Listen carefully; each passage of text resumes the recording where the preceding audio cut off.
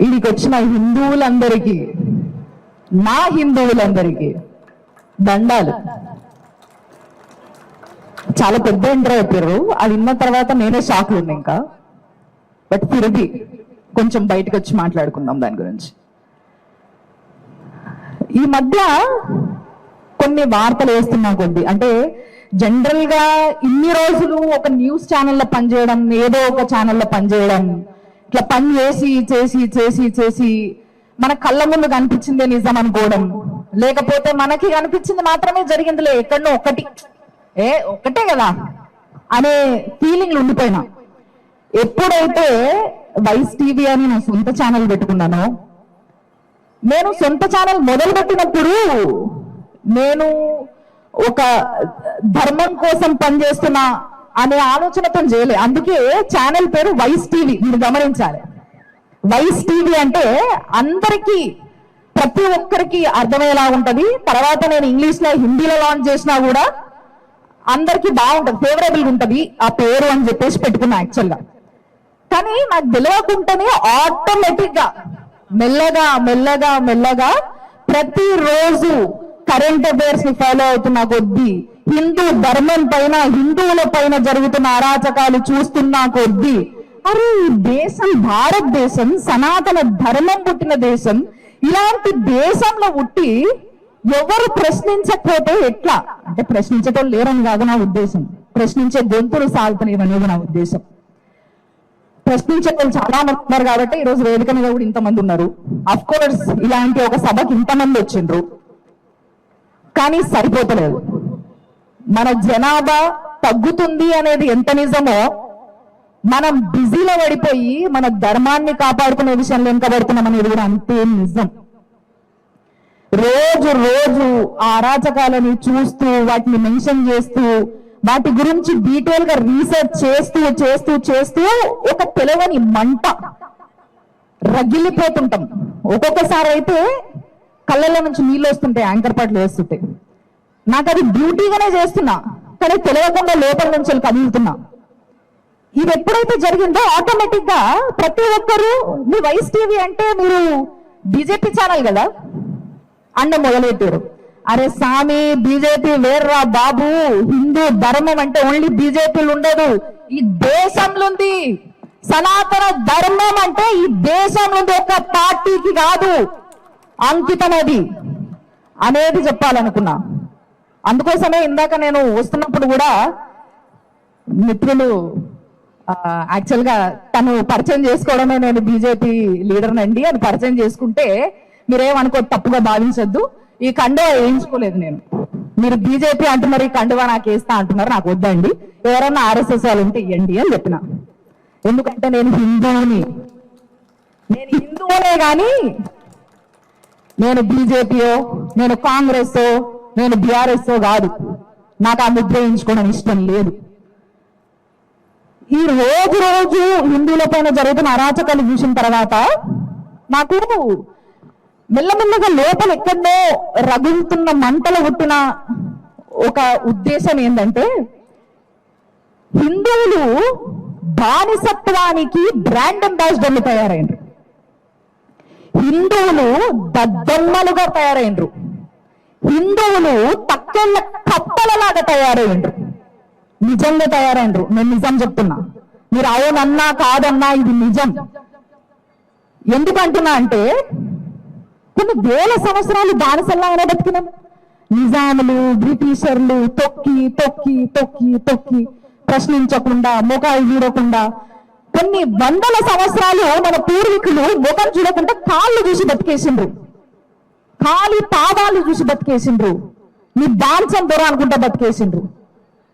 ఇట్లాంటి బతుకు నుంచేలి స్వాతంత్రం తెచ్చుకున్నాం, పోరాడినాం, స్వాతంత్రం తెచ్చుకున్నాం. తర్వాత కూడా పోరాడినాం, రాష్ట్రం తెచ్చుకున్నాం. రాష్ట్రం తెచ్చుకున్నది ప్రాంతం మీద ప్రేమతోనో, భాష మీద ప్రేమతోనో కాదు, అందరికీ న్యాయం జరగాలని, అందరూ సమానంగా బతకాలని. కానీ ఆ విషయం మర్చిపోయి మెల్లమెల్ల ఎగతయారంటే అందరూ, అరే సామి, కొన్ని వందల వేల సంవత్సరాల తర్వాత బ్రిటిష్ వదిలిపెట్టి పోయిన తర్వాత ఒక లిటరలీ 500 సంస్థానాల్లో విభజించిపోయిన మనము ఆడికి ఆగలే. కులాలు, ప్రాంతాలు, భాషలు, ఇంకా ఉదరికి ఇంకేమన్నా ఇవన్నీ పెట్టుకొని మనందరికీ కలిసి ఉండే ఉద్దేశం లేకపోతే ఏంటిది? మళ్ళీ ఈరోజు ఏ పరిస్థితి వచ్చింది చూసారు కదా, హిందూ సమ్మేళనం ఇలాంటి సభలు పెట్టుకొని మాట్లాడుకోవాల్సిన పరిస్థితి వచ్చింది. ఎందుకు వచ్చింది ఈ పరిస్థితి? మనకి ఈ పరిస్థితి రాకపోయి ఉంటే ఎంత బాగుండేది. యూనిటీ గుండి మనం కొట్లాడగలిగితే ఎంత బాగుండేది. మనం కొట్లాడడం మర్చిపోయినాం. మన పైన అరాచకాలు జరుగుతున్నాయి. అంటే ఇప్పటికీ కూడా నేను ఈ మాట ఎందుకు చెప్తున్నా అంటే, ఈయన ఎప్పుడో అవుతుంది తీవ్రి, ఇప్పుడు మన అందరికీ చైతన్యం వచ్చేసింది, అందుకోసం ఇలాంటి సభలు అటెండ్ అవుతున్నాం. అయితలేం. ఈ సభలు ఉన్న ఎంత మంది బిర్యానీ ఆపాలైన హోటల్లోనే బాగుంటుంది, ఆడనే తింటాం. ఎంతమంది తినరు? వేరే వర్గానికి సంబంధించిన హోటళ్లలో ఎంతమంది బిర్యానీ తినరు? ఎంతమంది ఆర్డర్ పెట్టుకోరు? ఎంతమంది మీ పిల్లల్ని క్రిస్టియన్ స్కూళ్ళల్లో జాయిన్ చేయలేదు? ఆ స్కూల్లో చదివితే మస్తు ఎక్కువ పైసలు కట్టాలి, మా ఊరు ఫుల్ ఇట్లా అంటే ఇక రిచ్ అన్నట్టు. మనం మా ఊరు నోరెత్తి ఇంగ్లీషే మాట్లాడతాడు. వెస్టర్న్ కల్చర్ ని కించపరిచే ఉద్దేశం నాకు లేదు. వెస్టర్న్ కల్చర్ ని తక్కువ చేసి మాట్లాడే ఉద్దేశం నాకు లేదు. కానీ ఆ కల్చర్ ని ఎంకరేజ్ చేస్తున్నంత గొప్పగా మనము హిందువులమయ్యండి, మనం భారతీయులమయ్యండి, మన కల్చర్ ని ఎంతవరకు పిల్లలకి నేర్పిస్తున్నాం, ఎంతవరకు పిల్లలు దాన్ని పాటిస్తున్నారు, ఎంతవరకు పిల్లలు దానిపైన అవగాహన తెచ్చుకుంటున్నారు అనేది మాట్లాడుతున్నా. నేను ఇందాక చెప్పినా కదా, నేను హిందువుని, నేను ఏ పార్టీకి సంబంధించిందని కాదు అని. నేను ఏ వెస్టర్న్ కల్చర్ కో, ఏ మతానికో, ఏ వర్గానికో వ్యతిరేకంగా మాట్లాడదలుచుకోలేదు. కానీ మన హిందువుల్లో చైతన్యం ఎక్కడ పోయింది అనే దాని గురించి మాట్లాడాలనుకుంటున్నా. అందుకోసం ఈ విషయం మాట్లాడుతున్నా. నిజానికి ఈ రోజు ఇప్పటికీ నేను కొంతమందిని చూసిన, లైక్ ఎట్లుంటుందంటే, కొంతమంది మాటలు ఎట్లుంటాయంటే, అల్టిమేట్ గా ధర్మం గెలుస్తుంది బై. అల్టిమేట్ గా ధర్మం గెలుస్తుంది. ఎట్లా గెలుస్తుంది ధర్మం దానంతలో అది వచ్చేసి మధ్యలో నాట్యం చేయదు గెలవడానికి. ధర్మానికి కావాల్సింది బలం. ఆ బలాన్ని పెంచాల్సింది మనం. ఆ మనం బలాన్ని ధర్మానికి చేకూరిస్తే గెలిచేదే ధర్మం. ఒక్కసారి కళ్ళు మూసుకొని మీరే ఆలోచించుండ్రి. మహాభారతంలో కృష్ణుడు చెప్పకనే చాలా విషయాలు చెప్పిండు. గీతలో ఆయన ఉపదేశించినవే కాకుండా మన మహాభారతంలో జరిగిన సంఘటనలు ఒకసారి గుర్తు చేసుకున్నా కూడా అర్థం చేసుకున్నవాడికి అర్థం చేసుకున్నంత అబ్బా నిజంగా చెప్పాలంటే.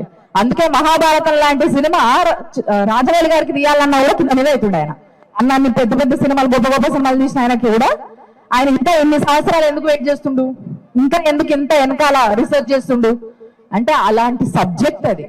మహాభారతంలో శ్రీకృష్ణుడు మీరే గమనించుండ్రి, పాండవుల వైపు ధర్మం ఉంది, కౌరవుల వైపు బలం ఉంది. అవునా కాదా? నిజం ఇది. కౌరవుల పైన బలం అన్నప్పుడు బలం దాకా ఎందుకు? అరే నిజంగా చెప్పాలంటే ఒక భీష్ముడు చాలడా పాండవులని మట్టి గడిపేయడానికి? ఒక ద్రోణాచార్యుడు చాలదా మట్టి గడిపేయడానికి? ఎంతసేపుగా అది భీష్ముడు తలుచుకుంటే పాండవులు మొత్తం ఇట్లా భూమి మీదకి ఆనుకుంటారు. కానీ కృష్ణుడు ఆగండ్రా బై, ఆగండ్రా, కొంచెం ఆగండ్రా అని ఆపిండు. ఎప్పుడైతే ఇది అధర్మం 4 పాదాలను నడుస్తుంది, ఇది ఇంకా ముందుకు పోతుంది అన్నప్పుడు సంఘటనలన్నీ కూడా ధర్మానికి ఫేవర్ గా జరగడానికి, ధర్మానికి అన్యాయం జరిగితే ఏదైతే ధర్మం గెలుస్తుందో అది జరగడానికి వెయిట్ చేపించిండ్రు. అక్కడ సభలున్న భీష్ముడికి, ద్రోణాచార్యుడికి వీళ్ళిద్దరు ధర్మబద్ధంగానే ఉన్న మనుషులు. కానీ ధర్మబద్ధంగా ఉన్నప్పటికీ వాళ్ళ కళ్ళ ముందు అధర్మం జరుగుతుంటే కామ్ అయిపోవాల్సి వచ్చింది. ఏమన్నంటే వాళ్ళు ఇచ్చిన మాట పైన నిలబడాలి, వాళ్ళ ఏదైతే పద్ధతి దాంట్లో నిలబడాలన్న ఉద్దేశం. అలా అది వాళ్ళు ధర్మాన్ని మితిమీరిపోతుంది, ఇది అధర్మం వైపు పోతుంది అన్న విషయము మర్చిపోయిండ్రా, వదిలేసిండ్రా, అది జరిగిందా మనకు తెలియదు. మొత్తం మీద జరిగింది. సో వాళ్ళు లోపల లో అయిపోయినరు. ఫస్ట్ వాళ్ళ కాన్ఫిడెన్స్ ఏదైతే ఉందో, వాళ్ళ ధర్మం వైపే పోరాడాలన్న ఆలోచన ఏదైతే ఉందో ఆ ఆలోచన పైన ఫస్ట్ కొట్టాలి. ఎందుకు కొట్టాలంటే వాళ్ళ అధర్మం పైన ఉన్నారు కాబట్టి. సో వాళ్ళ కాన్ఫిడెన్స్ లో అయిపోవడంతో పాటు కొన్ని సంవత్సరాలు గడుస్తూ ఉంటే ఒక అభిమన్యుడు, ఒక ఘటోత్కచుడు ఇలాంటి బలాన్ని ఇటువైపు పెంచుకుంటూ వచ్చిండు. ఇటు బలం పెంచిండు, ఇటు బలహీనతను పెంచిండు. ఈ రెండు పెంచిన తర్వాత అది మితిమీరిపోయిన తర్వాత యుద్ధానికి తోలిచ్చిండు కృష్ణుడు.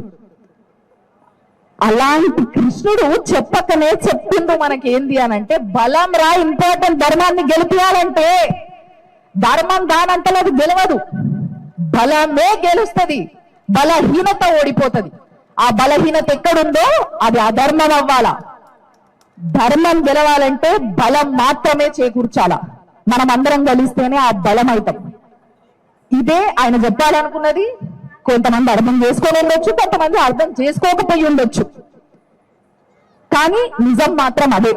ఈ రోజు మనము ఎన్ని అరాచకాలు జరుగుతున్నాయి మన పిల్లల మీద. నేను నిన్న మొన్న కూడా చూసిన లెన్స్ కార్ట్లా హిందువులకి బొట్లు పెట్టుకొని ఇస్తలేరు. లెన్స్ కార్ట్ అని ఉంది కదా, మనం చాలా మంది నాకు తెలిసి ఉన్న అద్దాలన్నీ లెన్స్ కార్ట్ లో కొనుక్కున్న వాళ్ళే ఉంటారు కదా. మనకేం తెలుసు అంటే ఫస్ట్ లెన్స్ కార్టే తెలుసు, అద్దాలనంగానే ఆడికే పోతాం. ఆ లెన్స్ కార్ట్ల ఎంప్లాయీస్ ఎవరైతే ఉన్నారో ఆడోళ్ళు, వాళ్ళందరూ పోయిన తర్వాత బొట్లు తీసేయాలన్నట, పుస్తలు తీసేయాలన్నట. వాళ్ళెవరు కూడా కాశీదాళ్ళు కట్టుకోవద్దు, దేవుడి లాకెట్లు వేసుకోవద్దు. ఇది గత సంవత్సరంన్నర నుంచి లెన్స్ కార్ట్ లో జరుగుతున్న విషయం. ఈ విషయాన్ని నేను చెప్పలేను, అక్కడ 3 సంవత్సరాలుగా పనిచేస్తున్న ఒక ఎంప్లాయీ బయట పెట్టిన విషయం ఇది. చాలా మంది ఎంప్లాయీస్ వాళ్ళ సిస్టమ్ లో ఉన్న అఫీషియల్స్ కి, హైయర్ అఫీషియల్స్ కి మెయిల్స్ పెట్టిర్రు, సార్ మాతో అన్యాయం జరుగుతుంది, మా నమ్మకాలకి ద్రోహం జరుగుతుంది, కొంచెం చూడండి. అదే హిజాబ్ వేసుకునేటోళ్ళు హిజాబ్ వేసుకోవచ్చట. హిందువులు మాత్రం అంట ఆడికి పోయిన తర్వాత బొట్టు తీసేసి నెయిల్ పాలిష్ పెట్టుకోవాలన్నట, పింక్ కలర్ నెయిల్ పాలిష్ పెట్టుకొని, పింక్ కలర్ లిప్స్టిక్ పెట్టుకొని ఎవరిని అట్రాక్ట్ చేయాలి? ఎందుకు ఇదంతా ఎత్తుండ్రు? అదే ముస్లింల దగ్గరకు వచ్చేసరికి నువ్వు హిజాబ్ కట్టుకో, నువ్వు తాజ్ పెట్టుకో, నువ్వేం నెయిల్ పాలిష్ వేసుకోవాల్సిన అవసరం లేదు. ఈ సిస్టమ్ లెన్స్ కార్ట్లా నడుస్తుంది అంటే ఫస్ట్ నాకు తలకాయ వదిలిపోయింది ఒక నిమిషం. ఇట్లా జరుగుతుందన్న విషయం బయటపడడానికి 1.5 సంవత్సరాల టైం పట్టింది. ఇప్పుడు చెప్పుండ్రి, మనం బానిసలం కాదా, మనం దద్దమ్మలం కాదా, మనము తక్కెళ్ళ కప్పలం కాదా? 1 సంవత్సరం ఎందుకు పట్టింది? అదే ఒకవేళ వేరే వర్గానికి సంబంధించి ఇలాంటివి ఏమైనా జరిగితే ఎంత టైం పడుతుంది బయటపడడానికి? ఇక చిట్టి కేసులోకి బయటకు వస్తుంది, గుంపులుగా ఎగబడతారు. గుంపులుగా ఎగబడితే నామరూపం లేకుండా పోతుంది. వేరే ఏ వర్గమైనా అలాంటి రంగు, ఈ రంగు కాషాయం రంగు, అలాంటి ధర్మం మన ధర్మం, అంతటి జనాభా మనోళ్ళు. ముఖ్యంగా నేను చాలా మంది కార్పొరేట్ల పనిచేసేటోళ్ళు మనోళ్ళని చూసిన. విపరీతం భక్తి ఉంటది వీళ్ళకి, పూజలు చేస్తారు, గుళ్ళగోతారు, చాలా వేస్తారు. కానీ మాట దగ్గరకు వచ్చేసరికి మాత్రం వాళ్ళు మనం సమానం అబ్బా, ఇదేం దరిద్రం తెలుసా ఇది? నిజంగా నాకు క్షమించాలి పెద్దలు ఎవరైనా. పరమత సహనం అని ఒకటి నేర్పించారు చూసిరా మనకి, అదే ఒక దరిద్రం. ఈ రోజు అది అనిపిస్తుంది, ఎప్పుడు అనిపించలే నాకు. ఇవన్నీ చూసి నిజంగా ఇది నిజం అనిపిస్తుంది. అది నేర్పించడం వల్ల మనం ఇంత కామ్ అయిపోయినాం. మనం అందరం కూడా నిజానికి చెప్పాలంటే ధర్మానికి లోబడి మూలం కాబట్టే మన పెద్దలు పరమత సహనం అని చెప్పాం కదా, వింటున్నాం.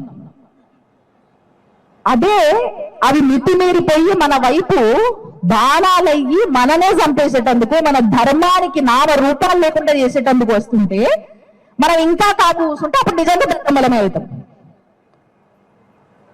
అది నా ముఖ్య ఉద్దేశం. నేను ఆ మాటలు అన్నందుకు ఎవరైనా హర్ట్ అయ్యి ఉంటే, చాలా మంది పెద్దవాళ్ళు ఉన్నారు ఇక్కడ, వాళ్ళు ఎవరైనా అరే ఇట్లాంటిది నేను హిందువులందరినీ కలిపి అని అనుకుంటే మాత్రం నా ఉద్దేశం అది అని చెప్పడానికి నేను ఇంతసేపు ఆగినది. నిజానికి నేను ఇంకొక విషయం చెప్పాలనుకుంటున్నా ఏంటి అని అంటే, హిందువుల్లో యూనిటీ ఎంత ఇంపార్టెంటో మన పిల్లలకి మన కల్చర్ ని నేర్పడం కూడా అంతే ఇంపార్టెంట్. అరే మూర్ఖంగా చెప్పకండి అబ్బా, ఎందుకంటే పిల్లలంతా జెన్జీ అయిపోయినరు. వీళ్ళు జెన్జీ బ్యాచ్ ఎట్లా తయారైనరు అంటే, ఏదైనా ఇది ఇట్లా చెయ్యాలి బేటా అంటే, ఎందుకు చేయాలి, నాకేం పని మమ్మీ, ఇప్పుడు నువ్వు నాకు ఇది ఫర్ ఎగ్జాంపుల్ మామిడి ఆకులు పెట్టమంటారు. మామిడి ఆకులు ఎందుకు పెట్టాలి మమ్మీ? ½ వేస్ట్ అవుతుంది మమ్మీ, నా చేతులు నడుస్తున్నాయి, నేను దాని బదులు జిమ్ కి వేస్తే అట్లీస్ట్ ప్రాపర్ గా స్ట్రక్చర్ చేసుకోగలుగుతా నా బాడీ. ఇట్లా మాట్లాడుతున్న పిల్లలు ఈ రోజులలో మనం ఎందుకు మామిడాకులు పెట్టుకుంటున్నాం, మనం ఎందుకు ప్రతిరోజు గడప గడిగి బొట్టు పెడుతున్నాం, మనం ఎందుకు బొట్టు పెట్టుకుంటున్నాం? మన దరిద్రం ఇంకోటి ఏంటంటే చాలా మందికి తెలియని విషయము, మనం వాడుతున్న సింధూరం ఏదైతే ఇప్పుడు మార్కెట్ లో దొరుకుతుందో ఆ బ్రిటిష్ వాడు మన దరిద్రానికి వదిలిపెట్టి పోయిన లెట్టితోని తయారవుతున్న సింధూరం అది. ఈ విషయం చాలా మందికి తెలియదు. కొన్ని రీసెర్చ్ లో భాగంగా నాకు తెలిసింది. ఈ విషయం ఎప్పుడు చెప్పాలా, ఏ సందర్భం చెప్దామని వెయిట్ చేస్తున్నా. మనం వాడుతున్న సింధూరం ఏదైతే ఉందో చాలా మంది ఇప్పుడు పెట్టుకొని కనిపిస్తున్నారు ఇక్కడ. అఫ్ కోర్స్ చాలా అందంగా కనిపిస్తుంది అట్లా పెట్టుకుంటే, కానీ ఆ పెట్టుకునే సింధూరంలో lead, we all know lead right? Lipstick పెట్టుకుంటాం, లిప్స్టిక్ లో కూడా లెడ్ అనే ఒక పదార్థం ఉంటది. ఆ పదార్థాన్ని సింధూరంలో కలిపిండ్రు. అది కొన్ని ఏళ్లుగా బ్రిటిషర్లు ఉన్న కాలం నుంచి కొన్ని ఏళ్లుగా అట్లే తయారు చేయడం అనేది ఒక పద్ధతిగా మారిపోయింది. అండ్ లో కాస్ట్ లో తయారవుతుంది కాబట్టి అట్లనే తయారేస్తున్నారు. మనం అదే కొనుక్కొని పెట్టుకుంటున్నాం. ఇన్ఫాక్ట్ దానివల్ల ఏం జరుగుతుంది తెలుసా? యాక్చువల్ గా బ్రిటిషర్ల ఉద్దేశం ఏంటంటే ఈ ఎవరైతే భారతీయులు ఉన్నారో వీళ్ళందరికీ మెమరీ పవర్ విపరీతంగా ఉంటది. వీళ్ళ మెమరీ పవర్ ని ఏజ్ బండగొట్టాలి. వీళ్ళు అంతగా గుర్తుపెట్టుకోవద్దు అన్ని విషయాలు. అట్లీస్ట్ కొన్ని సంవత్సరాల తర్వాత మనం చేసే అరాచకాలు ఏవైతే ఉన్నాయో వీళ్ళపైన మర్చిపోవాలి. వీళ్ళు మర్చిపోయేలాగా చేయాలి అనే ఉద్దేశంతో దాన్ని లెడ్ తోని తయారు చేస్తారు. ప్రతిరోజు ఇక్కడ మనం ఆ లెడ్ తో తయారైన సింధూరం పెట్టుకోవడం వల్ల ఎంతో నష్టం జరుగుతుంది. మన పిల్లలకి ఎందుకు మర్చిపోతున్నారు అంటే అసలు బొట్లు ఎవరు పెట్టుకుంటున్నారు అది వేరే విషయం అనుకోండి. ఈ స్టిక్కర్లు అయినా కావచ్చు, లేకపోతే కుంకుమలు సింధూర్లు ఏవైనా కావచ్చు, కొంచెం మంచి క్వాలిటీ చూసుకోండి. జర మేడ్ ఇన్ ఇండియా కాకుండా మేడ్ ఇన్ భారత్ చూసుకోండి. ఎందుకంటే మేడ్ ఇన్ ఇండియా అని చెప్పేసి బయట కంపెనీలు కూడా పెట్టుకుంటారు. కాబట్టి కొంచెం మంచి క్వాలిటీ చూసి పెడితే నిజానికి దాని వల్ల మనకు వచ్చే ఉపయోగం ఏదైతుందో అది వస్తుంది. సో ఇలాంటివి ఏవైతే మనం పాటిస్తున్నామో, మనం చేస్తున్నామో అవి మన పిల్లలకి నేర్పడంతో పాటు దాని వెనకాల ఉన్న అసలైన ఉద్దేశం ఏందో చెప్పగలిగితే చాలా గొప్పగా ఉంటది తర్వాత సమాజం. నిజానికి చిన్నపిల్లల్లో ఎక్కడా కూడా నేను ఇప్పుడు ఫర్ ఎగ్జాంపుల్ ఇప్పుడు ఇంతసేపు నాట్యం చేశారు. వీళ్ళందరికీ ఇదొక అందమైన నాట్యం. ఈ నాట్యం నేర్చుకోవాలనే ఉద్దేశంతో నేర్చుకున్నారో లేదో తెలియదు. తల్లి ప్రోత్సహిస్తేనో తండ్రి ప్రోత్సహిస్తేనో నేర్చుకున్నారో తెలియదు నాకు. చాలా తక్కువ మంది పిల్లలు కనిపిస్తారు. వాళ్ళు ఇష్టంగా నేర్చుకుంటారు భరతనాట్యం, ఇవన్నీ టాప్లు ఇవన్నీ నేర్చుకుంటారు. ఈ మధ్య డిస్కోలు, సాల్సాలు ఇవన్నీ నేర్చుకుంటారు. నేర్చుకోవద్దని అంటే అవి కూడా నేర్చుకోరు భయ్. ఎందుకు రాదనాలే? ఏడవైనా బతకగలిగేటోడు భారతీయుడు ఒక్కడే. ఈ విషయం ఎవ్వరు మర్చిపోవద్దు. ఈ ప్రపంచంలో ఎక్కడికి పోయినా బతకగలిగేది భారతీయుడు మాత్రమే. కాబట్టి అన్ని నేర్చుకోండి కాదని అంటలే, కానీ ప్రేమించడం, మన ధర్మాన్ని ప్రేమించాలి, మన కల్చర్ ని ప్రేమించాలి, మన పద్ధతుల్ని ప్రేమించాలి. ఎందుకంటే మనం ఊహించినంత గొప్పది మన కల్చర్. హిందుత్వం అంటే చాలా మంది మనోళ్ళు కూడా తెలియక మతం మతం అని మాట్లాడేస్తారు. ఇదో మతం, అదో మతం, అదో మతం కాదు, అది ధర్మం అని చాలా మంది చెప్తారు. కానీ యాక్చువల్లీ హిందుత్వం అనేది విశ్వానికి విద్యని నేర్పిన గొప్పది. అలాంటిది అంటే విశ్వంలో ఏదైతే ఏ విద్య, ఏ నాలెడ్జ్ అయితే ఉందో ఆ ప్రతి నాలెడ్జ్ ని నేర్పగలిగేది ఏదైనా ఉందంటే హిందుత్వం ఒక్కటే. దీంట్లో ఎటువంటి డౌట్ లేదు. ఇది కాదని ఎవరైనా నిరూపించగలిగితే నేను రెడీ డిబేట్. దానిపైన రీసెర్చ్ చేస్తున్నా, దానిపైన కూర్చొని చదువుతున్నా. ఎవరైనా వారి గురించి మాట్లాడగలిగితే నేను కూడా రెడీ దానికి. ఇది అక్షరాల నిజం. అంత గొప్ప సంస్కృతి మనది, అంత గొప్ప ఆచారాలు. ఏంటంటే ఇదంతా పాపలు చేస్తుండే ఇన్ని గంటలు పూజలు చేస్తారా? పూజలలో ఏం చేస్తున్నారు? కొంచెం ఈ మధ్య ఐ విష్ బ్రాహ్మణ్స్ కూడా, బాపరాలు కూడా కొంచెం చెప్పండి అబ్బా ప్లీజ్, ఐ రిక్వెస్ట్. పూజ చేసినామా, మంత్రాలు చదివేసినామా, మీరు మంత్రాలు చదువుతుంటే మేము వావ్ చమక్ అని చెప్పేసి నోరిప్పి చూసినామా? కాదు. నేను కొంతమంది పంతులను చూసిన ఈ మధ్య సత్యనారాయణ వ్రతం చేస్తే కూడా ఆ ఏదైతే సత్యనారాయణ స్వామి కథలు ఉంటాయో ఆ కథలు మాత్రమే కాదు, మంత్రాలని కూడా ఎందుకే మంత్రం చదువుతున్నాం, హోమం చేస్తే అవిసలిస్తున్నప్పుడు ఎవరికి ఇస్తున్నాం, ఎందుకు ఇస్తున్నాం, ఎక్కడి నుంచి మొదలయ్యింది ఇది, ఇవ్వాల్సిన అవసరం ఏంది? ఈ విషయాన్ని చెప్పండి. మన దరిద్రం ఏమైపోయింది అని అంటే నాలెడ్జ్ ని పంచాల్సిన బ్రాహ్మణ్స్ కూడా వెనకబడిపోతున్నారు. అది వాళ్ళకి నాలెడ్జ్ లేక కాదు, నన్ను క్షమించాలి, వాళ్ళకు ఉంది. ఓపిక లేకనో పైసలు సంపాదించాలన్న తొందరలోనో ఇంకో పూజ ఉన్నది, ఇంకో పెళ్ళున్నది కాదబ్బా. అది దయచేసి రోజుకి ఇంత, రోజుకి ఇవి ఓ లిమిట్ పెట్టుకుందాం. అరే మీరేందబ్బా, మీరు మంచిగా మస్తు సంపాదించుకుంటారు, మీకు వ్యూవర్షిప్ లో పైసలు వస్తాయి, నువ్వేమైనా ఎత్తావు మైక్ పట్టుకొని. నాకు ఇంట్లో 3 పిల్లలు ఉన్నారు. ఈ విషయం అందరూ మాట్లాడేది. సామి నాకు కూడా మస్తు పరిశ్రమలు ఉన్నాయి. నాకు ఎన్నో సినిమా ఆఫర్లు వచ్చినాయి, ఎన్నో ఎంటర్టైన్మెంట్ ఛానళ్ళ నుంచి ఆఫర్లు వచ్చినాయి. దేనికి అడుగు పెట్టాలే. నేను పెట్టాలనుకుంటే, సంపాదించాలనుకుంటే చాలా విధాలుగా సంపాదించవచ్చు. అది కాదు నా ధర్మం నాకు నేర్పింది, అది కాదు నా సంస్కృతి నాకు నేర్పింది. ఉన్న జాగల కదిలించలేకుండా నిలబడగలిగే ఏదైతే కెపాసిటీ ఉందో అది నేర్పింది నాకు ధర్మం. అక్కడనే నుంచొని ఆ ధర్మాన్ని కాపాడే పని పెట్టుకుంటా అనుకున్నా. అందుకే చెప్తున్నా కదా, నేను ఛానల్ పెట్టుకునేటప్పుడు అనుకోలేదు. అది ఛానల్ పెట్టుకున్న తర్వాత జరుగుతున్న సంఘటనలు, ఏవైతే హిందువుల పైన జరుగుతున్న అరాచకాలు ఉన్నాయి, ఇవన్నీ చూసిన తర్వాత తెలియకుండానే మెల్లగా అటువైపుగా నేను వంగిపోయినా. ఈ రోజు చెప్తున్నా, దానిపైన చాలా పెద్ద రీసెర్చ్ చేస్తున్నాం మేము. అందుకోసమే చెప్తున్నాను నేను. ఇందాక కూడా అందుకే డిబేట్ కైనా నేను రెడీ అని. నేను తొందరలోనే వైస్ టీవీ ఇంగ్లీష్ లో, హిందీలో కూడా లాంచ్ చేయబోతున్నాం. ఎందుకు అనంటే, మనం ఏదైతే రీసెర్చ్ చేస్తున్నామో, ఒక సబ్జెక్ట్ ని చూపించాలనుకుంటున్నామో, మన ధర్మం గురించి చెప్పిన కదా, చాలా అతీతమైన ధర్మం ఇది. ఇది చాలా చాలా లోతైనది.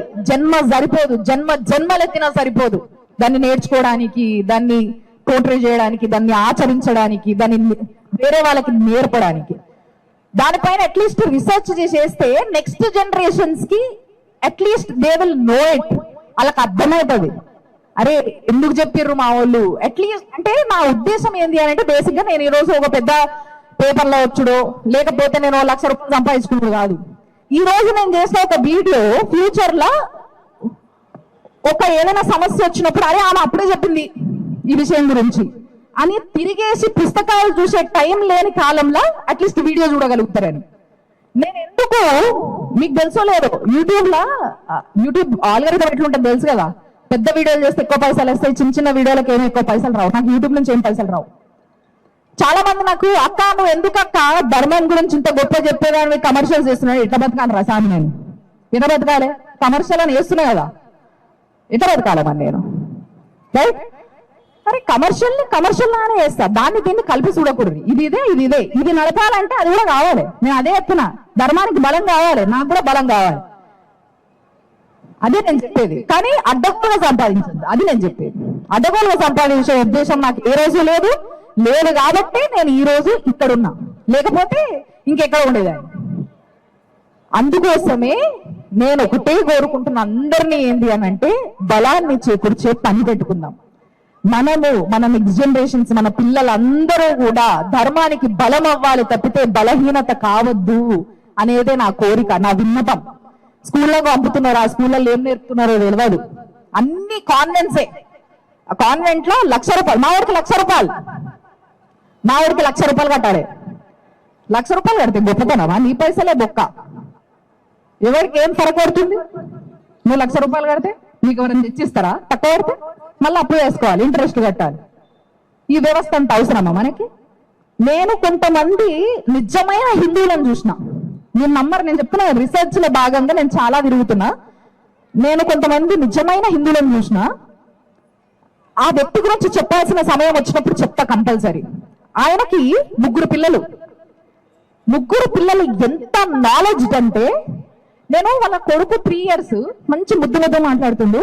వాడు ఇంత పొడవు జుట్టు వేసుకొని నా ముందుకు వచ్చి ఎవరు వచ్చినా కూడా కాళ్ళు మొక్కుతారు. పిల్లలు ఇట్లా చేతులు ఆపోజిట్ లో పెట్టి అట్లా వచ్చి కాళ్ళు మొక్కుతుంటే, అరే ఇంత ముద్దుగా ఉన్నారు. ఆడపిల్ల అనుకున్నా ఫస్ట్, ఇంత పొడవు జుట్టు ఉండేసరికి ఆ పిల్లగానికి. ఆడపిల్ల అనుకోని, మీ పాపలు చాలా బాగున్నారండి అంటే, మా పాప కాదండి బాబు అన్నాడు ఆయన. అదేందండి పాపన ఇంత క్యూట్ కూడా ఇంత జుట్టు ఎట్లా పెరిగిందండి వీడికి అని అంటే, అంతే అండి అది. మీరు మాట్లాడండి అంటే, వాడితో మాట్లాడలేకపోయినా నేను నిజంగా చెప్పాలంటే. వాడిని తీసుకొచ్చి ఇలాంటి సభల కాలు మెత్తొచ్చు నిజానికి చెప్పాలంటే. ఎందుకు అని అంటే వాడు నాకు నాన్న నువ్వు ఏమైదామనుకో, వాళ్ళు యాక్చువల్గా మీకు అసలు విషయం చెప్పాలి ఏంటి అంటే వాళ్ళ నాన్న వాళ్ళని స్కూల్కి పంపడు, హోమ్ స్కూలింగ్. ఇంట్లోనే కూర్చొని తల్లిదండ్రులు ఇద్దరు అన్నీ నేర్పుతారు. వాళ్ళిద్దరు కష్టపడరా? వాళ్ళిద్దరు డాక్టర్లు కష్టపడతారు, రోజుకో 50-100 మంది పేషెంట్లను చూస్తారు. అది కూడా కష్టమే కదా, ఎవరి కష్టమైనా కష్టమే. సో వాళ్ళ పని వాళ్ళు చేసుకుంటారు. ఎవరింత చదువుకుంటే ఏ ప్రొఫెషన్లు ఉంటే అది చేసుకోవాల్సిందే. ప్రతి దాంట్లో కష్టం ఉంటుంది. అది చేసుకుంటేనే పిల్లల్ని చూసుకుంటా ఉంటారు, వాళ్ళకి అన్ని నేర్పిస్తూ ఉంటారు. ఆ పిల్లడు నువ్వు ఏమవుతావు అన్న పెద్దగా అయిన తర్వాత స్కూల్కి పోతలేవు కదా, నీకు ఏం ఉద్దేశం ఉంది, ఏమయ్యావు డాక్టర్ అవుతావా లేకపోతే ఏమవుతావు అని అంటే అన్ని నేర్చుకుంటా. వాళ్ళ నాన్న దగ్గర నుంచి ఆయుర్వేదం నేర్చుకుంటాడంట, వాళ్ళ అమ్మ దగ్గర నుంచి హోమియోపతి నేర్చుకుంటాడంట, ఇంకా చాలా మంది దగ్గర నుంచి చాలా నేర్చుకుంటా. బట్ నేను మాత్రం సన్యాసిని అవుతా అన్నాడు. నాకేం మాట్లాడాలో అర్థం కాలేదు, ఎట్లా రియాక్ట్ కావాలో అర్థం కాలేదు. సన్యాసం అంటే ఏందో తెలియని అసలు సన్యాసం అయితే అంటున్నాడు. అసలు వీడి ఉద్దేశం ఏందని వాడితో మాట్లాడితే తల వగిలిపోయినంత పోయింది నాకు. అరే ఇంత పద్ధతిగా తల్లి తండ్రి పిల్లల్ని పెంచుతున్న వాళ్ళు ఉన్నారా? నేను ఒకటే చెప్తున్నా, నా కొడుకో బిడ్డనో వదిలితే సార్ మీ దగ్గర వదిలిపెట్టి పోతా సార్, కొన్ని రోజులు ట్రైనింగ్ ఇచ్చి మా ఇంటికి వెళ్ళి తర్వాత నేను అంతలోపు నేను కూడా ట్రైన్ అయిపోయి ఆ తర్వాత వాళ్ళని పెంచుకుంటా అనుకున్నా. నేను నిజంగా నేను నమ్మరు. ఇప్పటి వరకు కూడా అంటే అందరు ఎట్లా ఆలోచిస్తారు, ఈ పైసలు సంపాదించాలి, ఇల్లు కొనాలి, ఇది చేయాలి, అది చేయాలి, అది చేసిన తర్వాత పిల్లల్ని కనాలి. నేను ఎట్లా ఆలోచిస్తున్నా తెలుసా? ఫస్ట్ నేను నేర్చుకోను, నాకేం రాదు, నేను కన్న తర్వాత మనకి ఏం నేర్పలేదు. ఫస్ట్ నేను నేర్చుకొని తర్వాత కానీ నేర్పిస్తే ఒకరైనా చాలు, దేశానికి ఉపయోగపడేటువంటి తయారు చేయాలి. ఇదే నా ఉద్దేశం. సో ఆ విధంగా పిల్లలు తయారవుతుంటే చూసి షాక్ అయిపోయినా నేను.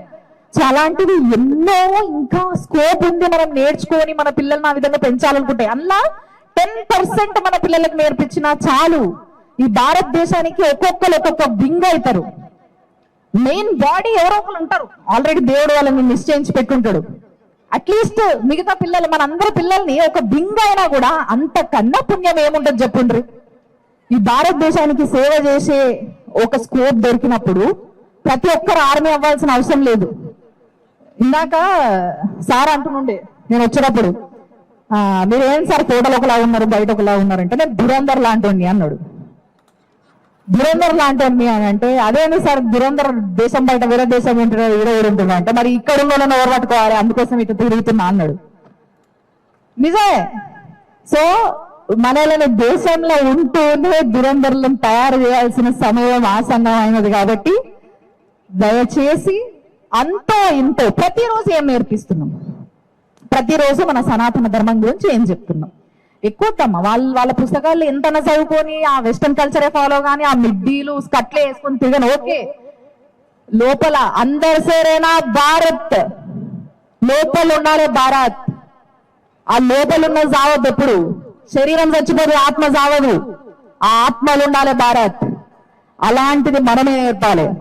కాబట్టి దయచేసి శక్తిని పెంచండి. మీ పిల్లలకి నేర్పాల్సినవి ప్రతిరోజు సనాతన ధర్మం గురించి 5 నిమిషాలు నేర్పండి, ఎక్కువ వద్దు. 5 నిమిషాలు నేర్పండి. ఏదో ఒక విషయం మీరు నేర్చుకుంటారు, వాళ్ళు నేర్చుకుంటారు, వాళ్ళు ఖుష్, మనం ఖుష్, దేశం మొత్తం సుభిక్షం అవుతుంది ఏదో ఒక రోజు. చాలా తొందరలో చూడాలనుకుంటున్నాను ఇది. నేను దీనికి సంబంధించి ఇంకా చాలా యాక్టివిటీస్ కూడా చేయబోతున్నా, దాన్ని కూడా నేను ఏదో ఒక రోజు ముందుకు వచ్చి చెప్తా. ఈ రోజు చాలా అనుకోకుండా ఈ సభకు వచ్చే అవకాశం నాకు దొరికింది, నిజంగా చాలా సంతోషం. ఎందుకంటే అట్లీస్ట్ మన వాళ్ళు ఎట్లా రియాక్ట్ అవుతారు నేను మాట్లాడేటప్పుడు కానీ చూద్దాం. నేను ఎందుకంటే వేరే దేశాలలో చాలా సార్లు పోయి మాట్లాడాను, మన దేశంలో చాలా తక్కువ నేను ఎక్కడైనా బయట సభలలో పోయి మాట్లాడడం. ఎందుకంటే నేను ఆల్రెడీ ఇక్కడ ఛానల్లో తెలుగులోనే వేస్తున్నా కాబట్టి అందరికి అర్థమవుతుంది. సో నేను అంత ఇంపార్టెంట్ అనుకోలేదు. బట్ ఎస్, దీంట్లో ఉండాల్సిన ఫీల్ దీంట్లో ఉంటుంది, దీంట్లో డైరెక్ట్ గా మనం మాట్లాడాల్సి వస్తుంది. కాబట్టి ఈ రోజు నాకు రావాల్సి వచ్చింది, నేను రావాలనుకున్నా కాబట్టి సభకు వచ్చిన. చాలా చాలా సంతోషం మీ అందరినీ చూద్దాం. చాలా థ్యాంక్ యూ. మళ్ళొకసారి చెప్తున్నా, ధర్మానికి బలాన్ని చేకూరుద్దాం. నేను అదే పనులు ఉంటా, మీరు కూడా అదే పనులు ఉండండి. థ్యాంక్ యూ అమ్మా. భారత్ మాతాకి జై.